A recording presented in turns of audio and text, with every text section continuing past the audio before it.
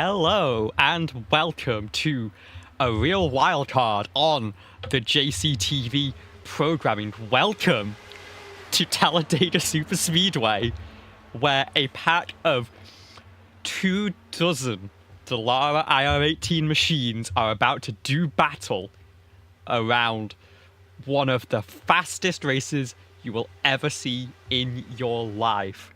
This is the special stage Joker series, typically an organization for the likes of Pro Truck Racing.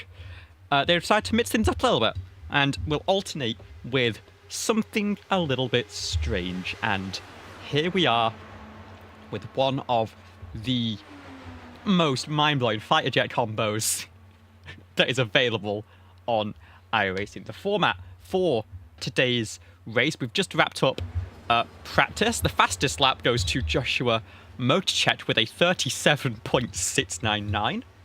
That shaves more than 7 seconds off the pole time for the 87 Winston 500, where they determined that NASCAR stock cars were going too fast around this place. We're headed into a 1 lap qualifying session, 5 minutes on the clock. I believe full turbo boost available, although there might be full turbo boost available for the drivers all the way through. We'll find out very shortly, I think. We will follow our driver of Joshua Motorchet. Again, draft lap's going to be a huge factor here. It is going to be 3 races available after this session. Each one will be 12 laps in length. There will be no pit stops, no planned pit stops. There may be some big incidents. The race will stay green come hell or high water. And so, as much as you are planning to throw it around and enter a dogfight with your fellow drivers, you've got to be sure to keep your head in a swivel, because you're going to have to survive the chaos to get through to the end of the race, and you're going to want to survive to the end because your finishing position in one race will set your starting spot for the next. Here we are with Joshua Motorchet. You will notice the rev gauge is completely broken. We're revving to, I think the rev limit up to 12,300 with this configuration, and we are pretty close to it. You can see the speeds there, 236 miles an hour in clean air in the corners. It's a little bit outrageous, and it's only going to get faster when you throw another 20 cars out there. We'll see what Motorchet has for that first time on the board. It's 40.3. That's the clean air running. Still nearly 5 seconds gained on the all-time track record. You see the rest of the field slot in. Currently I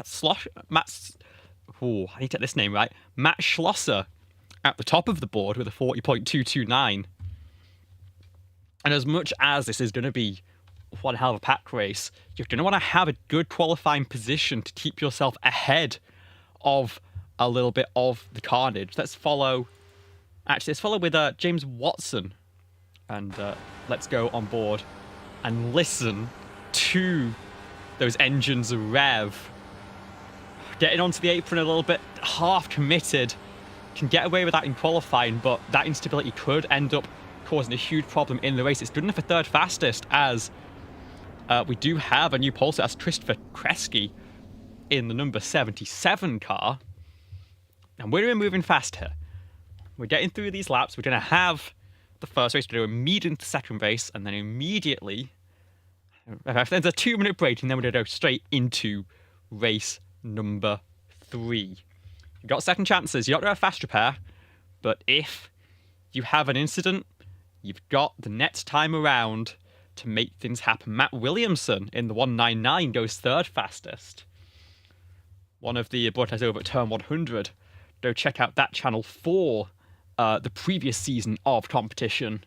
Just watch some Pro 2 light racing around all sorts of courses, including around at Bristol Dirt, which, that's one hell of a combination. So these drivers, in a way, used to oval racing, although I'd imagine those trucks were going a fair bit slower than the machines we have today. just a minute and a half left. But actually, Indica Scarlet has set the slowest time in qualifying, wants to start further towards the back with a 134.6. That's an average lap of, I think, about 110 miles an hour. And fastest drivers, we're talking 237 maybe in clean air. Just enough time, I think, for Lakovic to run one lap here.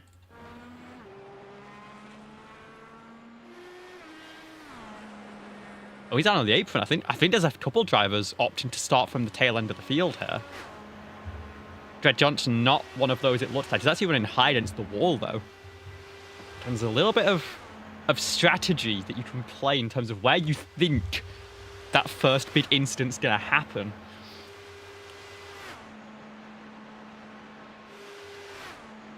Dred Johnson also opting to start at the back. It's almost a game of chicken, and then you have a couple of drivers who have just opted to not qualify at all to finish out their run. Here comes Dred Johnson. He's not going to make it to the line, in fact.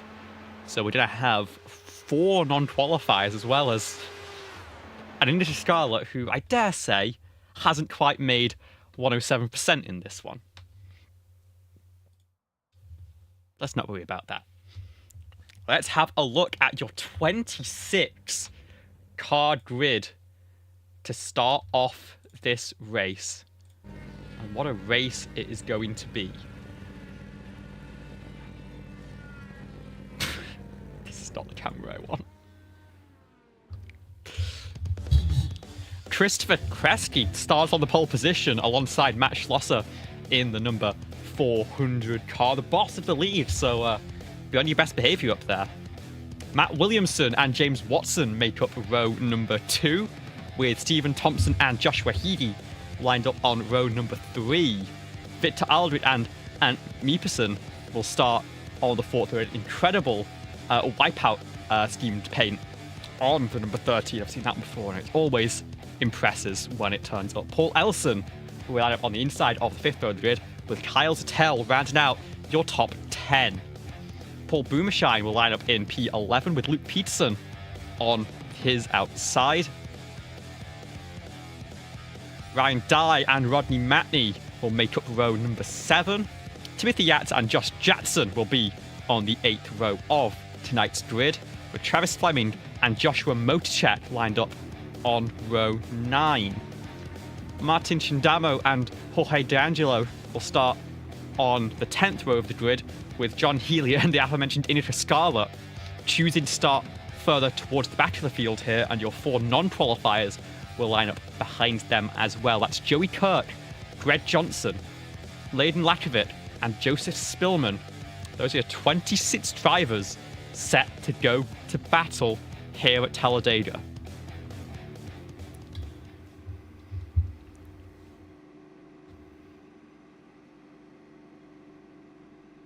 As the field is going to start rolling away here.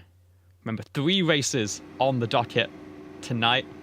Pace car will roll and wait around. I heard some people revving engines before we started, so maybe they're thinking to get that little bit of fuel weight off could be important in this one.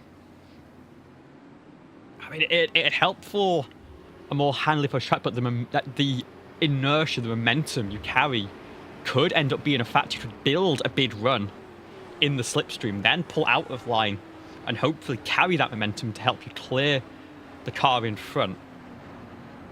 The draft dynamics of these cars are going to be very interesting. Of course, very fragile, open wing elements on both sides of the car, so bump drafting is not recommended, although I am sure that coming to the line to finish out these races, someone is going to try it at their own risk. The main thing is that there's not very much of a push draft available with the air, with that bubble, compared to what you'd see in a stock car. So you've really got to time your runs well to try and slingshot around and to try and clear a car who's holding to the inside. And sometimes it can take a little bit of luck as well. It can end up forming into a little bit of a 240 mile an hour highway traffic. And say even a sneeze, but I mean, even a blink at that speed could cause half the field to end up on the wrong side of that catch fence.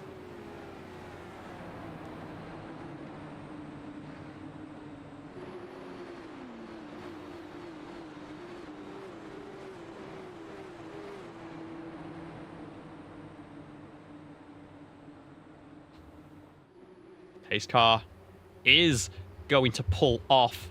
We are going for 12 laps. There's still more than 30 miles of racing in the first race of the special stage Joker Series here, the Ruby Cup at Talladega. We roll into the restart zone and we are underway.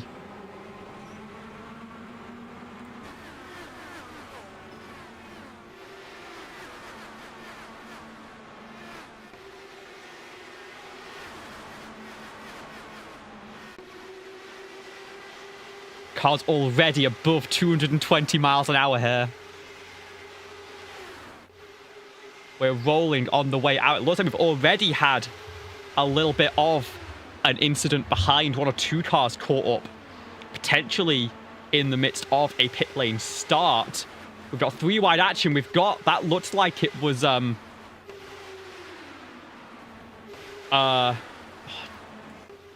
into Scarlet scraping the wall through turns 3 and 4. You see the two main lanes have formed now. Driver's going to look to try and make a third. Oh, and there's a wiggle on the low side. I think that's Joshua Heedy in that chrome paint. Struggling. No, that was Victor Aldrich on the low side. He getting around, and ultimately everyone managing to gather it back up. So no harm, no foul. The third lane starting to try and form. You're seeing a little bit of netcode damage will appear and disappear. One of the biggest problems you guys have to deal with is the nature of the internet and of the speed of light. Just a couple tenths of a second of ping can very easily cause disaster. Interscarlet has gotten to second in line on that high side. Decided to go on that line, has gained, well, at 1.16 positions. Fallen back, and there's the big wreck. There's the big one. And it is Interscarlet who ends up on her lid here, scraping down the track. Who are the survivors in this one? It looks like 12 cars very much in the lead pack. Jakovic and Darmo, Peterson, Kirk, Motorcheck strung out behind in a hope they can hold on to the draft. But now we've seen the first couple of laps of racing. Let's have a look back at some of the things that have happened in this early run-in. So we had this initial incident. This is Jorge D'Angelo exiting pit lane. And already John Healy, hang on. Let's have a look back at this one.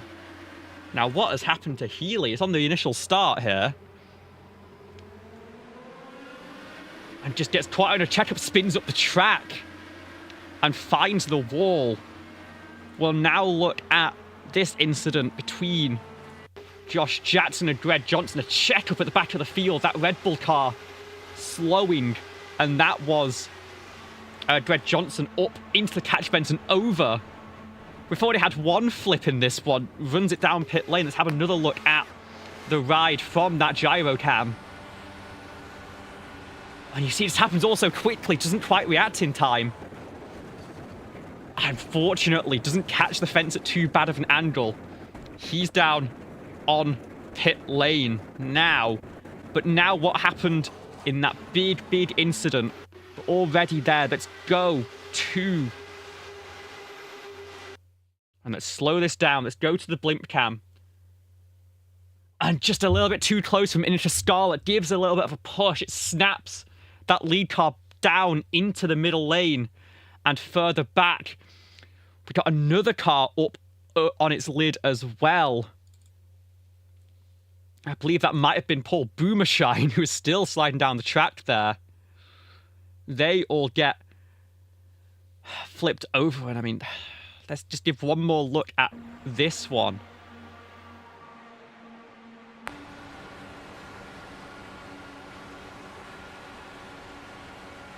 You just see how quickly it happens from on board.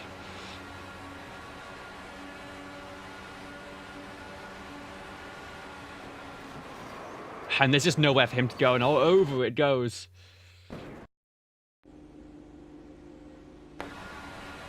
There they are, back to live pictures now.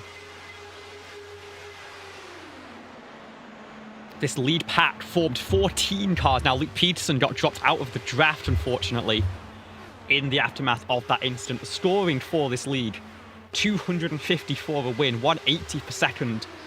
Very much 10 times F1 points for the first few spots, and then it starts to get a little bit kinder on the rest of the downstream. Points awarded all the way through the field. And once again, where you finish here will determine where you start the next race. So for anyone who does manage to get their damage fixed, it looks at Josh Jackson, currently running 2 laps down, just on the other side of the racetrack. They'll gain a few spots on the grid, and that's going to be important for them. Currently leading it is Christopher Kresge, the pole sitter for this race. The top 3 all running as they started this one. Travis Fleming, a big gain, up 13 spots and going for P4 right now. And is the leader on the outside line. 4 laps to go here at Talladega for the first heat of this race. And you can see that it's just so hard to keep the car in a straight line when you're going at 240 miles an hour. Drivers trying to find any momentum they can to try and get a run. You see, there's the block. That's, I believe, that'll be Matt Schlosser, who went up to that high side, but it's not quite worked out for him, it looks like. He's going to fall way, way back as Matt Williamson and now Stephen Thompson take advantage of that miscalculation. 3 laps to go in the opening race of the season. One of 18 battles that we will see throughout the next couple of months.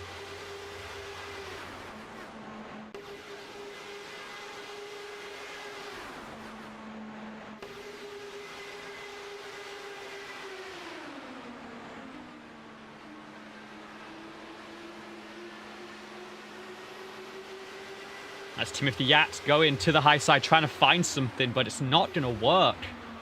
He's going to have to slot him behind. He's running second in line right now, behind Matt Williamson. And that low side is just starting to win out, it seems like. No one's really able to get the momentum to try and clear Christopher Kresge on that inside line. He's got Stephen Thompson for company, who's giving him, I think, just a little bit of a push, maybe. You've got to be so careful with it if you're going to attempt to do that. And you've got to have a little bit of luck on your side as well. That's one car in the wall. That's Matt Schlosser. He's carrying damage. He's going to be able to make the checker flag, it seems like, but he's going to have to hope for an incident further ahead. That was apparently contact with Travis Fleming in the 26. But never mind that. Here we come.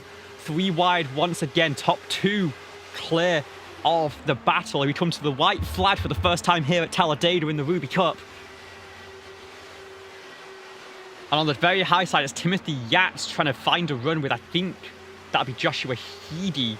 Behind in that middle lane, it's Matt Williamson being helped around by Ant Meeperson, but he's going to pull to the inside. They're going to go 3 wide through turn 3. They did it before. There's going to be contact. That is going to be Timothy Yates and Ant Meeperson over on the lid, back at the front of the field. Christopher Kresge and Stephen Thompson. Thompson to try and look low, can't get there. Might go to the apron here. Coming through the tryoff. We're going to be 4 wide. They're going to have a big run on the high side. There's going to be contact. And it's going to be Kresge who takes it by 6/1000th of a second over Paul Ellison. Travis Fleming comes home 3rd. Matt Williamson in 4th place. And Stephen Thompson has to settle for 5th place, but still, I reckon, over the line. And what on earth happened there?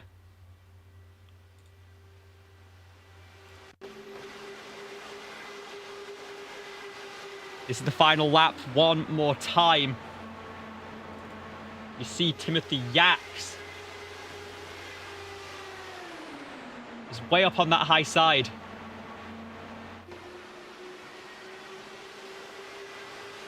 This is coming to the white, I think.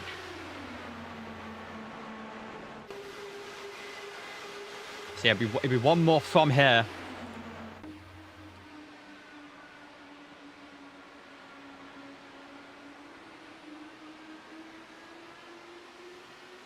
So he's trying to find that run on the high side, trying to use as much side draft as possible. Coming down the backstretch, so close to that car behind. And then tries to go 4 wide, can't quite make it work around Williamson. Ends up in the wall. We see that run on the very top side, further back. For a moment, I think very nearly gets clear, but just dies out in that air. You see the Bucky's car. That will be Paul Ellison, who finished second, just about hold on through the incidents. And massive contact to finish out this race. And I think a little bit of finding the party down on the apron of turn number 1. We go back to live. I'm going to try hitting this button. I'm not sure if it's going to work. I mean, it does. This is the order we have. Christopher Kresge took the win in that first race. Paul Ellison will finish second. Remember, this is also your order for the grid of race number 2. Travis Fleming and Matt Williamson hold on for 3rd and 4th in the 4-wide finish. They will start on the second row for this second race of the night. Stephen Thompson finishes in 5th. Kyle Zettel lines up 6th place. Victor Aldrich 7th. Ryan Dye 8th. Layden Lakovic in 9th. And Martin Chindamo, your 10th place finisher in the opening race of the season. Joshua Heedy will finish P11 ahead of Luke Peterson and Matt Schlosser, who got dislodged from the pack before the white flag managed to pick off Jorge D'Angelo, Ant Meeperson, and Timothy Yates, along with Joshua Motorchek. Josh Jackson, Rodney Matney, and James Watson fall late in the race as well, with Inter Scala, Paul Boomershine, Joey Kirk, John Healy, Dred Johnson, and Joseph Spillman, all victims of early incidents here at Talladega. But just as soon as we finish up, we're ready to go again.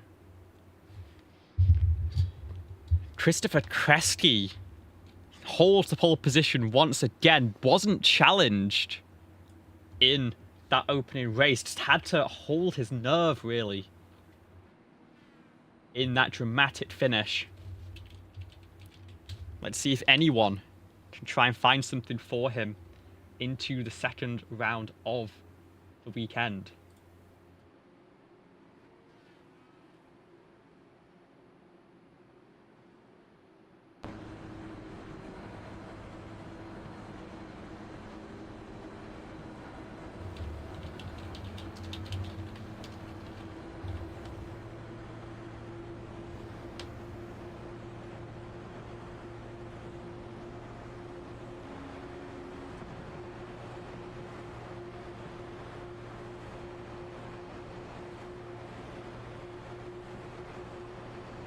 How are your nerves feeling on this one? Into the restart zone.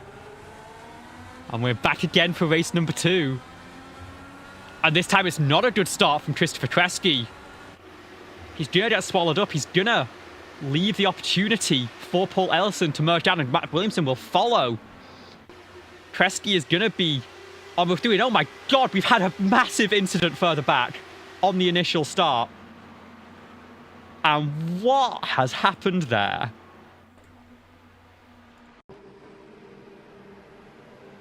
It starts all the way back with Stephen Thompson, it looks like, who's lined up 5th on the grid. And just gets into the back of the car ahead, not expecting the slow launch. And everyone ends up in it. I mean, there's just nowhere to go in a situation like that. Let's follow, I think, on board with Timothy Yates. No, Timothy Yates, who was starting way at the back of the field. And to see how this one starts. An early jump there from the car ahead. Do they avoid it? Oh my goodness, I think they might, but I'll tell you one who doesn't. That's Yates. Another hit from behind, another car up and over. And already, as we cut back to live pictures, only 12 remaining in this lead pack. Ellison, Zettel, Williamson, and Kresge were all ahead of it, as was Travis Fleming. It's Heedy who gets through that early incident. The car's retired already from that initial one. Victor Aldrich, Stephen Thompson, Ant Meeperson, Timothy Yates, Josh Jackson, Rodney Matthew once again into Scarlett, finding no luck so far in this series. We've got a 3-car pack battling behind for 13th place. I think just got caught up in that checkup and weren't able to follow along. It's John Healy, James Watson, and Paul Boomershine, all drivers from the back of the field, started 23rd, 20th, and 22nd, respectively. They got through it. They were able to check up, and it's going to get them some good points here, but they're going to be hoping for more trouble at the front of the field to get this one into the top 10. Further up, Paul Ellison, second place last time out, is leading that low side. On the top side, it's Kyle Zettel, with Ryan Dye for company. Matt Williamson supporting Paul Ellison's run on the low side. And Christopher Kresge, who just didn't quite get the restart, or maybe was in map 8, maybe was in the wrong gear. In fact, I do want to try and have one more look back at that initial start to see if there's anything about the initial launch that seemed a little bit off.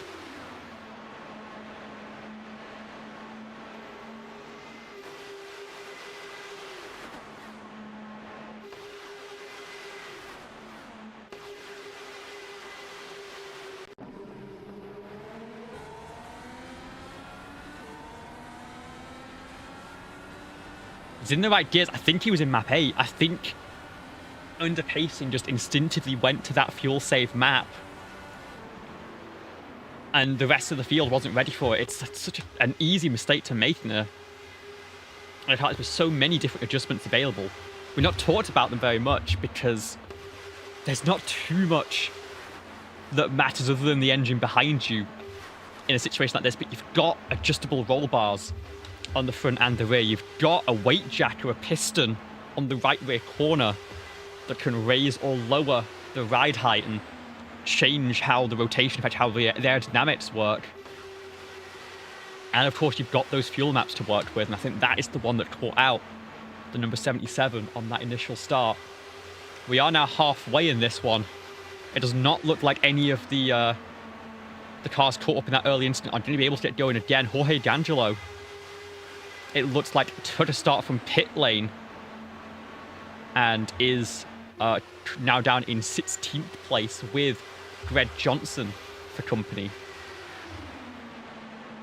Fastest lap, by the way, in this one, 38.884.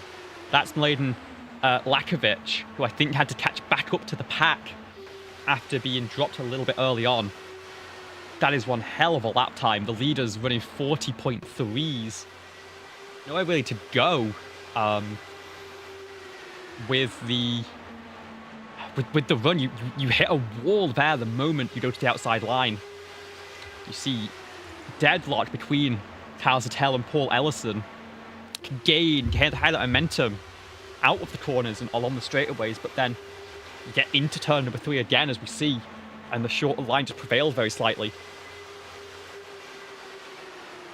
We are coming now to 4 laps to go in the second race of the season. We've had an incident in the second pack. John Healy and James Watson have come to blows. Let's have a look at what has happened back there.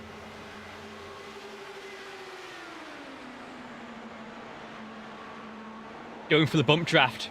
Desperate times, desperate measures for John Healy. Tries to give a little bit of a push to the diffuser, to the crash structure of James Watson. It's not to be. It doesn't quite work that way. Watson's going to have to bring that down pit lane very soon. Back at the front of the field, 3 to go. Hopefully, that'll be a warning that's heeded by these drivers. I mean, that was on the straight, and it still was. There was nothing done there. It's just so difficult to find that momentum.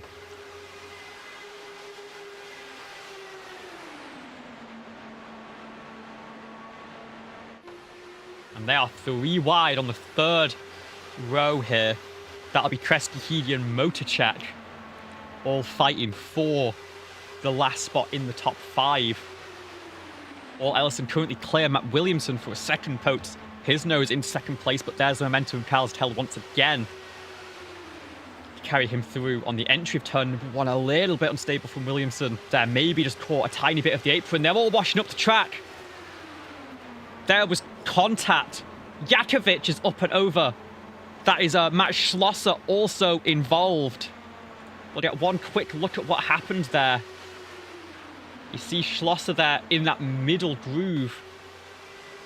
Oh, and there's wind damage on the that green car. That'll be Travis. No, that'll be not quite sure who that was. That's the problem. We'll cut back to live pictures, because we are on the backstretch of the final lap. A little bit of smoke still lingering from last lap. A little bit of block on that high side. That's Joshua Motorchek trying to make a run through. Was lightning in practice. Hasn't been able to find the pace until now. A little bit of whittle from Matt Williamson off the apron. Coming out of turn number 4. We've got a lap car in the way. Ellison navigates. There's going to be a little bit of contact, a little bit of bumping and banging, but they're going to make it through to the checkered flag. Paul Ellison takes the win. Matt Williamson to 2nd place, and Travis Fleming takes home the 3rd spot on the podium for that one. Kresge recovers to 4th after a very tricky initial start that caused a lot of problems. Carl Zettel for 5th. And Dye, Motorchek, Peterson, Shindano, and Heedy rounding out the rest of your top 10. Let's have a quick look at those results once again. You see only 9 cars finishing in the lead lap, and Shindamo was a little bit detached as well. Ellison by 35 thousandths from Williamson, from Fleming, Kresge, and Zettel. Ryan Dye, Joshua Mochek, Luke Peterson finish in that lead group, with Martin Shindamo and Joshua Heedy rounding out the top 10. John Healy will finish P11 with Paul Boomershine behind. And we'll come back to those results in a little bit, I think. Because we need to wait for the grid to reform. We're in our 2-minute warm-up session. I mean, it's a little bit of time to decompress and debrief, but it really does come thick and fast here. What do you do if you're one of these drivers like Interscala, who spent most of the entire race staring at the track from pit lane? I mean, if you're most of the field, it seems like there's a good few who aren't bothering to make a run around the racetrack right now. I think they did unfortunately fix the launch pad that was available just on pit exit here. I'd love to be proven wrong, but unfortunately I do think that got patched out in one of the more recent updates. Careful!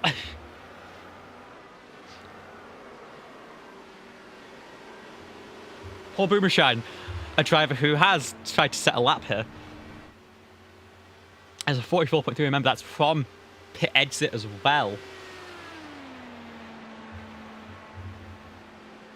And 239 miles an hour. Can't quite hit 240 in clean air into turn number 3.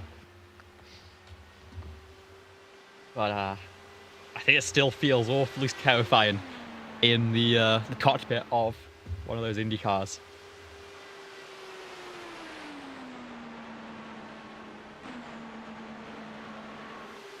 That's a very fast pit entry.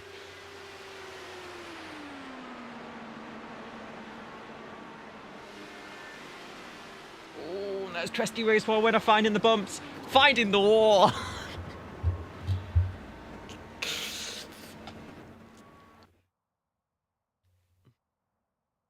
And that will set us up.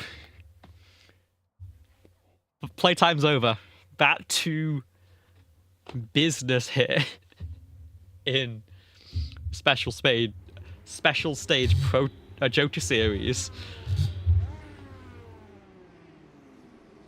I think now we can look at the rest of those results from race number 2. There's your top 10. A reminder, Paul Ellison and Matt Williams from pole position in the front row. Fleming, Cresty, Zattel, the top 5. Dye, Motorchat, Peterson, Chindamo, and Heedy round out the top 10.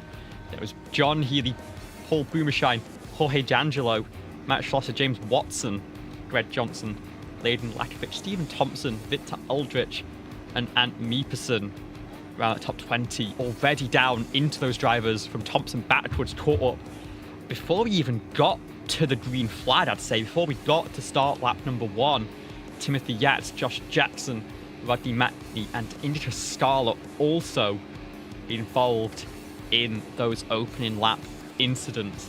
And Joey Kirk and Joseph Spillman did not take the start for that second race of the evening. It looks like Jorge D'Angelo is going to opt for a pit lane start here.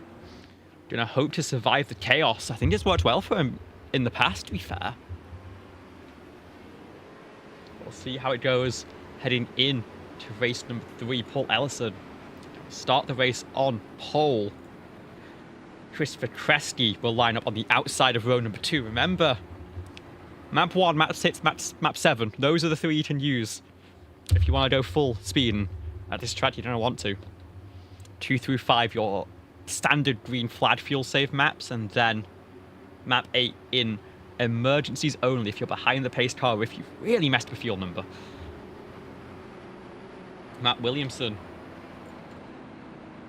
opting to run as the pace car for a little bit.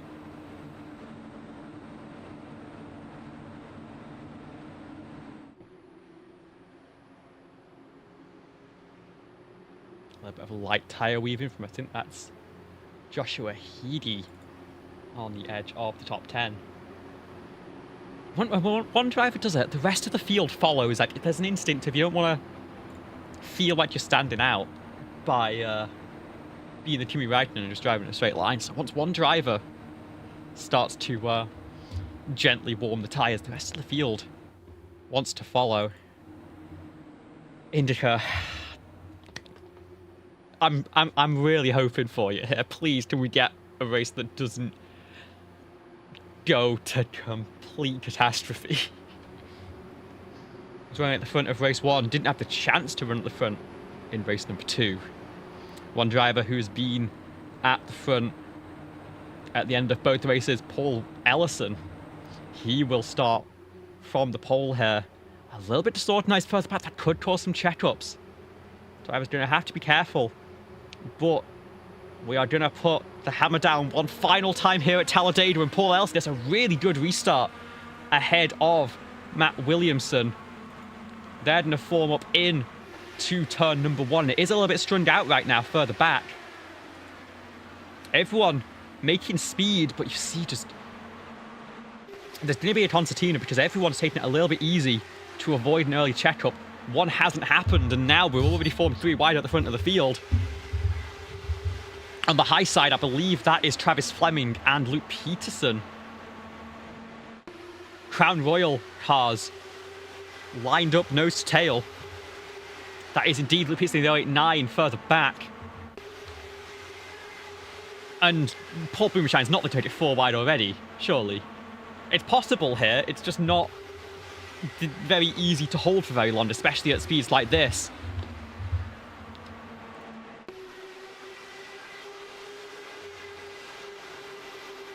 It's Kyle Zattel, I think, on that high side, in fact, ahead of Luke Peterson.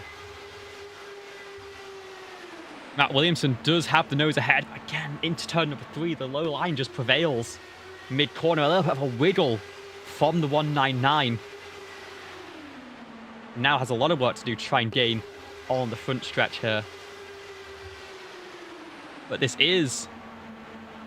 let's go on board from Stephen Thompson, who is hanging back a little bit, but that is 22 cars. Make that 21. That's Greg Johnson, who's caught the apron, who's spun around and is going to be off into the wall. This is 21 cars ahead of Stephen Thompson.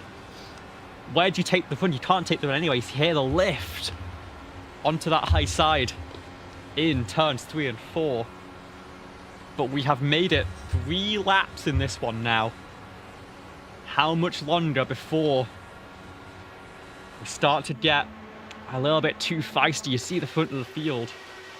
They've got those 3 lanes formed at this point. There's no real way of getting out of it from where you are. It's Travis Flowering second in line in that black and pink Honda entry.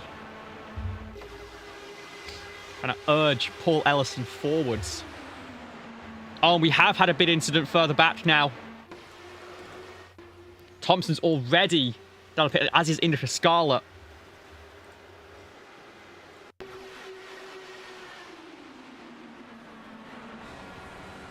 And here's again Apron.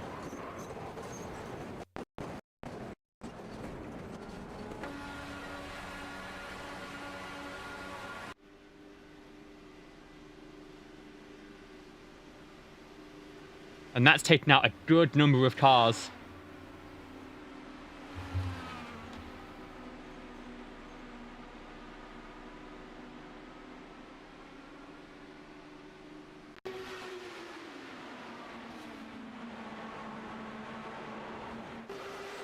And I think that might have been Joshua Heedy, the first one to catch that slide. Or was it Matt Schlosser ahead?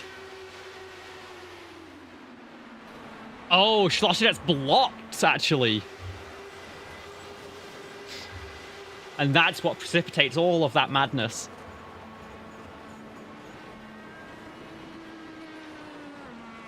We are back very much at the front of the field. Joshua Heaty's still running, trying to run out as much of that meatball as possible before pulling it down into pit lane. Getting involved in that last one, it'll be, I think, Joshua Heedy, Ryan Dye, Travis Fleming, Martin Chindamo, John Healy, Matt Schlosser, Stephen Thompson, Ant Meepston, Timothy Yaps, and Indica Scarlet. A dozen cars all involved in that previous incident. We're now down to 13. So 12 in the lead pack with the lonely Jorge D'Angelo on that pit start strategy. He's gained. Actually come back to where he was gridded with those incidents.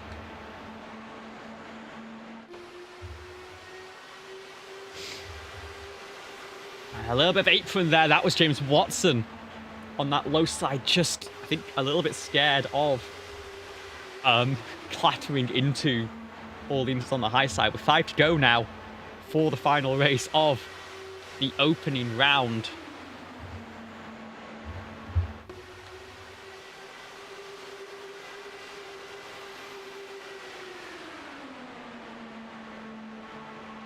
Shine's looking to try and make it 4 wide. He can see if a gap opens up against the wall. I'm really not sure that Rodney Matney's going to let it happen. Rodney Matney looks like he's actually riding without a right front end plate. He's managing to make that high side work, but now there's a car in front of Kyle Zattel. That might not be so easy anymore. Could be a little bit of panic. Christopher Cresty's picked up a meatball, in fact.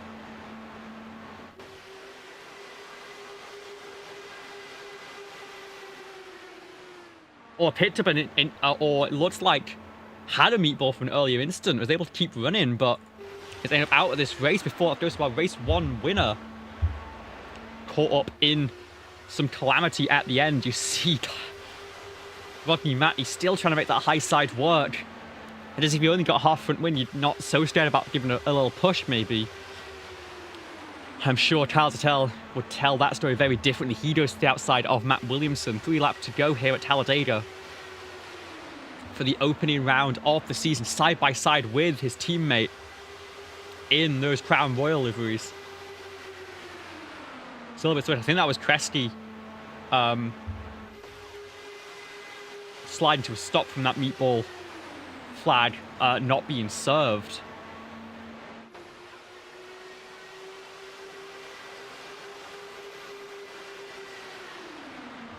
We're going to stay 3 wide. Paul Boomchines end up on the low side here, 3rd in line after trying to find a gap to open up a 4th lane up against the wall. 2 laps to go here at Talladega.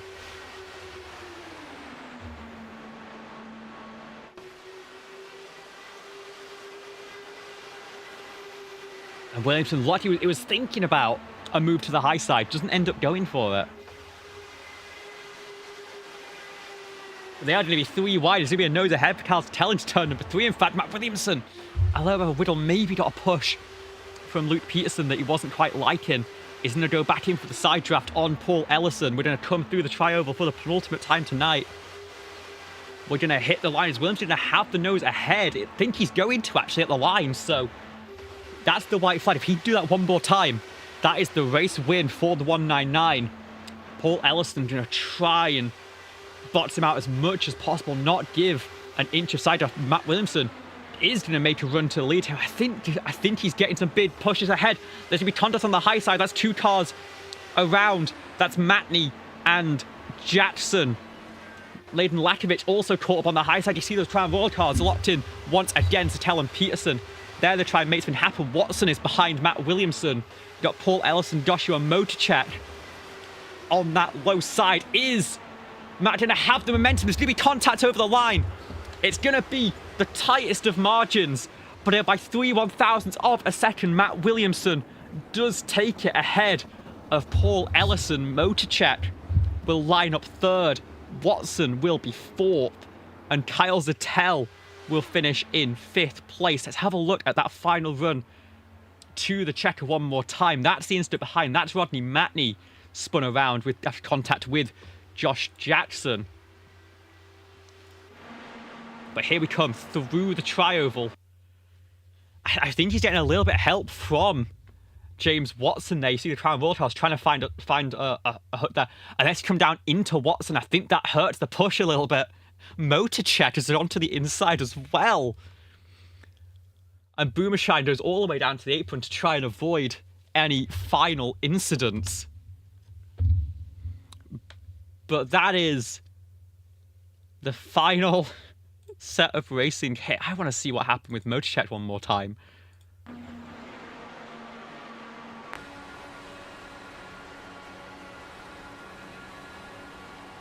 He just finds a tiny bit, a little bit of contact, I think, precipitated from that very high side. It opens up a lane, and obviously, you take that with both hands in a situation like this.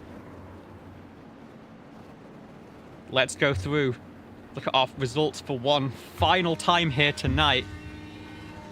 And it is going to be Matt Williamson who takes the race win for race number 3 by 3/1000ths of a second ahead of Paul Ellison and Joshua Motorchek. 3rd place on that low side. James Watson and Kyle Zettel will finish in 5th with Paul Boomershine and Luke Peterson 6th and 7th. Victor Aldrich a little bit detached from the pack there in 8th, and Layden Lakovic struggling to the end in P9. Josh Jackson got caught up in that incident coming through the backstretch. Rodney Matney also falls one lap down from the contact of that, and Jorge Tangelo, with a pit lane start once again, comes home in 11th and the final car on the lead lap.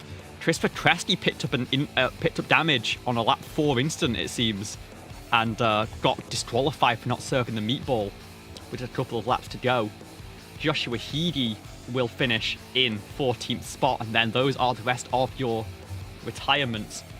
You've got Ryan Dye, Travis Fleming, Martin Chindamo, John Healy, Matt Schlosser, Stephen Thompson. I mean, the overlays are a little bit confused with who knows where, backed with how chaotic that was for that pack. And Meeperson, Timothy Yates, and Scarlett once again getting caught up, and Greg Johnson finishing in last place. So I think for interviews, let's take the drivers in order, because I'd also first of all love to know what happened in the end of that race. But let's talk first of all to our race 1 winner, Christopher Kresge. Welcome to the JCTV booth, and oh, thank you. First of all, what a pole lap, and how was it leading that pack all the way through the opening race of the season? Yeah, it was pretty stressful, honestly. You know, with these cars, you don't really want to move an inch up or down because you never know. It goes 3 wide a lot. I seem to be really good at races that require no talent, so that's why it did so well. But no, I put down a good pole lap, which I knew I could do because my strategy was stay ahead of the carnage, and that's what I did, and it worked out for the first race.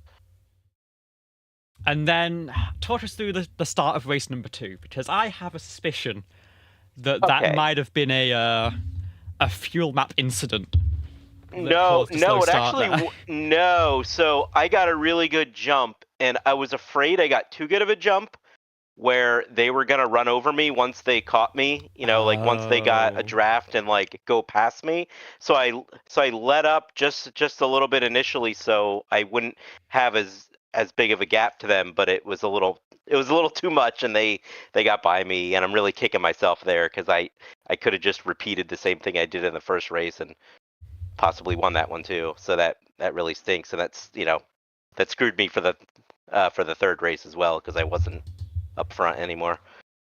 Yeah, so talk us through what happened in race number 3 there, because we suddenly saw you drop out of the pack there. I didn't see Yeah, what. so there was a lapped car that had wrecked a yellow and green car who like spun out, and the leaders caught him, like he like wrecked into the leaders, and he got just enough of me where it gave me a meatball flag. So I would have had to come in to pit anyway, and I just yeah, stayed out there till it DQ'd me.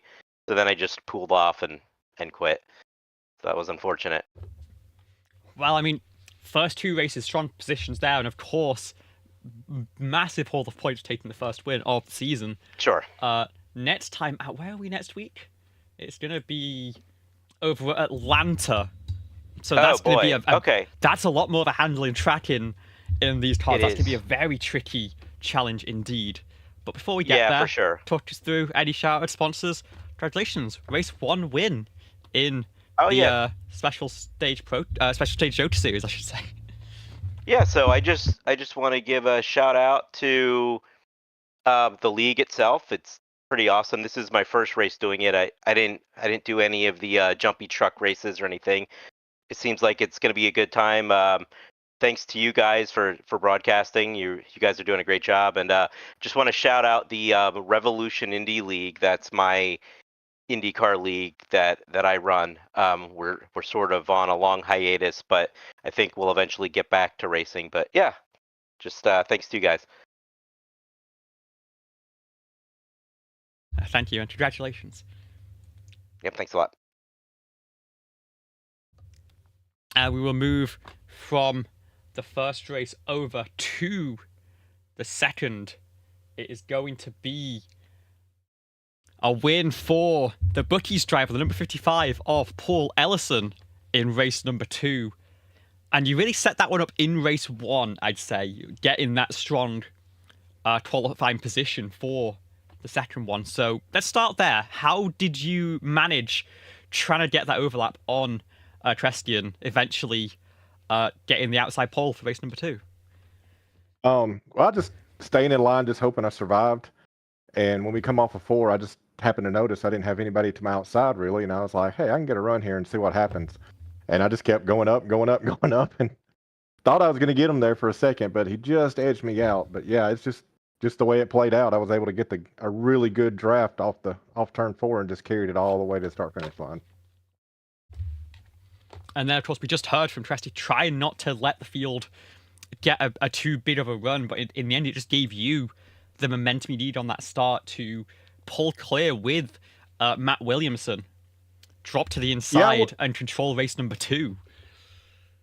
Yeah, I wasn't sure what had happened on that restart. I just, went at green, just got through the gears, and he fell back, so I just moved right over and just sat down there against the yellow line. That's not really a whole lot you can do. You can't really push. So if you get in the lead, they really have to set their drafting up and kind of do a leapfrog thing to get ahead of you, and they just never were able to do it, I guess. So yeah, once I got ahead of them on that restart, I just dropped down and held to the yellow line and went on.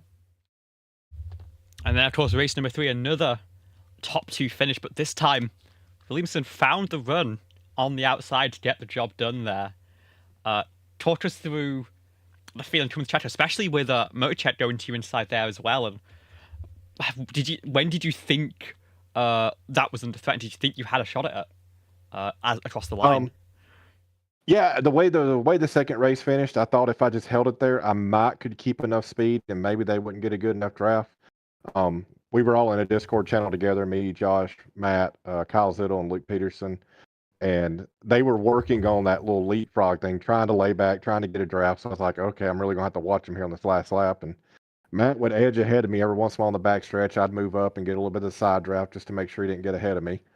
And then I knew Josh was probably going to dive it down low, just like anybody I would expect anybody to on that little last stretch right there. So I didn't want to turn left and me and him wreck. So I just like when I come off the corner, I'm just going to hold it straight and pray. And I went back and looked at the restart, and it looks like James Watson bumped Matt at the right time that got him up to my front tire. And right when we got to the line, my front tire launched Matt over me. So I actually helped Matt win a little bit. It's hilarious on the replay. I was wondering if there was any bumping going on there. It's tricky to manage, but if you're careful, you can give just a little bit of help. But of course, 3 podium finishes on the weekend, a 60-point lead over Matt Williamson going into the second round of the season, and more than 200 clear of Kresge in 3rd place. But congratulations on that one. If you've got any shout-outs, thank yous, the floor's yours. Congratulations. Thank you. Well, thank y'all for broadcasting this. Thanks for Matt for doing this little series. Unfortunately, I travel a lot for work, and I don't know how many of these I'm gonna be able to make. But I wanted to get out here tonight and support them and have fun doing this because it's a lot of fun.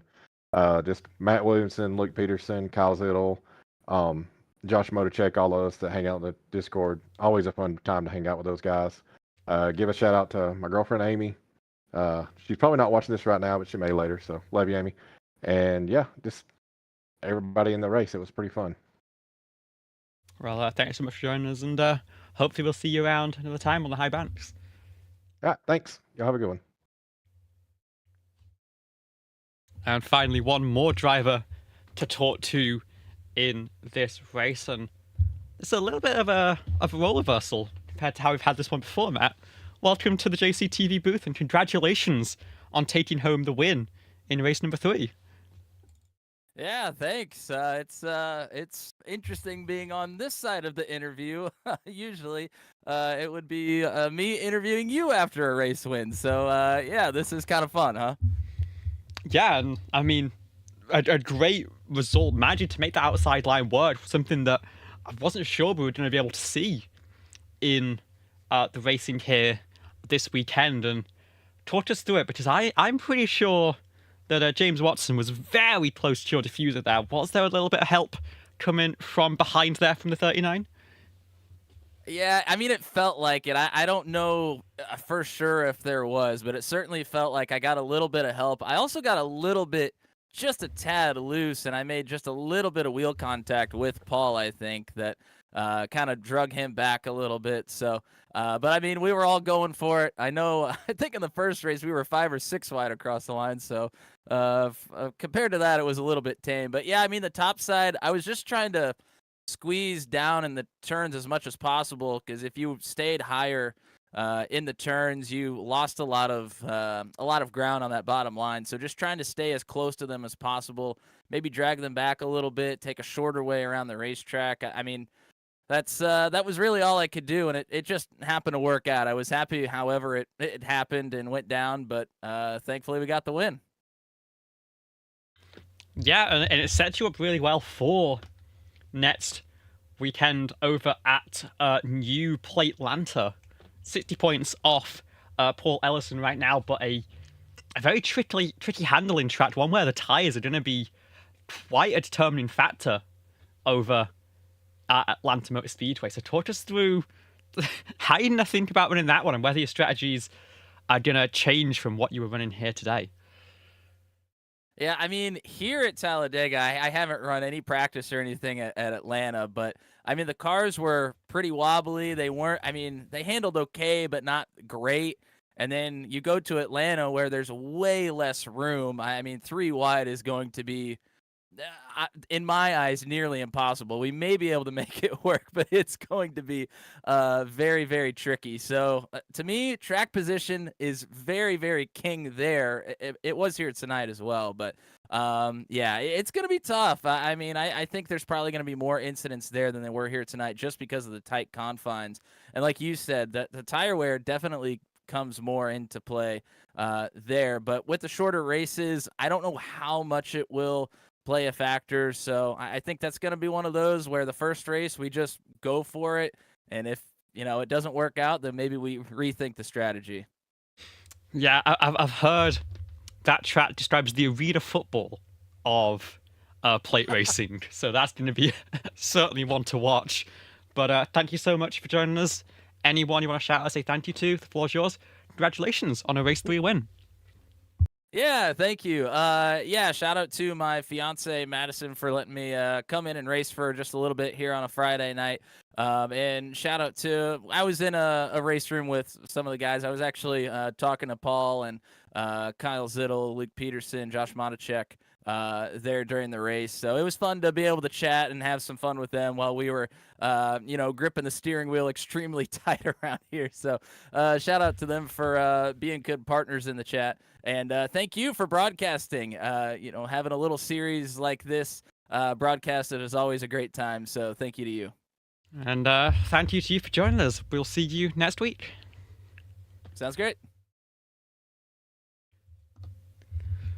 And with that, everyone gets to take a breath and recover their heart rates from what has been an absolutely stunning night of racing here at Talladega. We will, of course, be here 1 week from now to head to Atlanta Motor Speedway for some 15-lap sprints around the 1.5-mile super high banks. The speeds will be very similar, but you're going to have to be on your toes even more in terms of what the car's doing underneath you, let alone what's happening to the cars around you. It's going to be an incredible one to watch. But once again, gotta say congratulations to Christopher Kresge, Paul Ellison, and Matt Williamson, your 3 race winners for tonight. We'll say, from everyone here at JCTV, thank you so much for watching, and we'll see you on the other side.